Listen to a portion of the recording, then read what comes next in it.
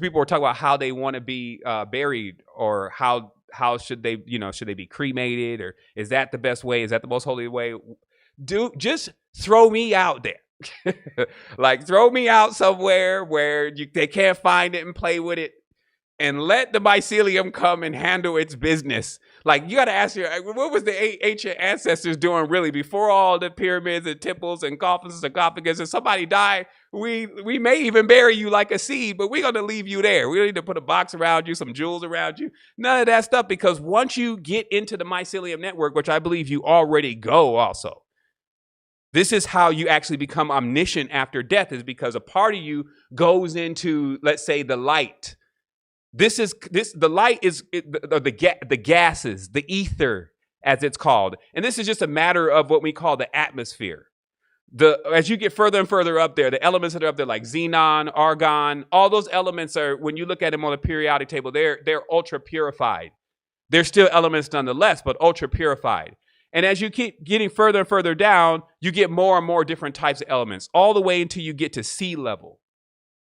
Okay? And then sea level, and then below, you're going to get even more different kind of elements and nutrients. That's why if you look into, they say that seawater is the closest thing to plasma or blood. That seawater is carrying all of these elements and minerals. The salt, all these things are the minerals. Salt is the mineral. Okay, so what we're highlighting here then is we're highlighting the process from life and the death is actually traveling down circuits that are all connected. There is really no cutoff unless you've created one somehow.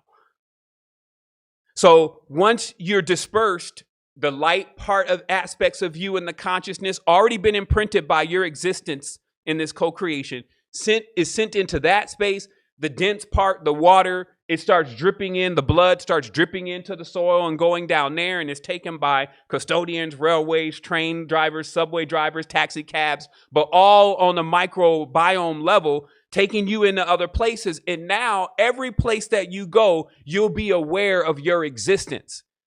So this is not a place, death, to cut you off from communication. It's actually the moment where finally you disperse. Just like what we'll see in these mushrooms, you'll see in these mushrooms keep sending out their spores or their spawns, right? And this is what you're also doing too. And you're doing it with your pheromones. You're doing it with elements that you cannot see. So if you can also bring what you're doing here into alignment with that, that's how much more power you have, because then you're on what we call one accord. You're actually allowing your head to connect with your body and for them to work together. As we talk about, you're allowing the daemon and the angel to actually come back together to create something beyond.